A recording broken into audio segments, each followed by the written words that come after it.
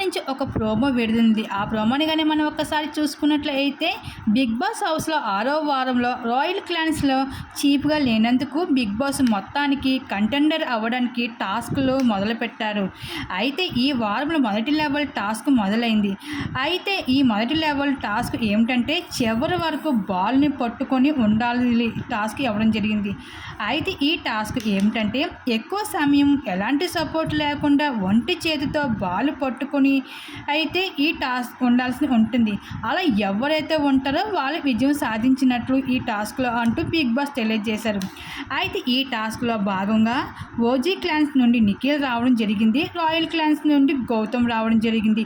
అయితే వీళ్ళిద్దరూ కూడా ఈ టాస్క్లో పోటాపోటీగా అయితే ప్రాణం పట్టి మరి ఆడారని చెప్పుకోవచ్చు.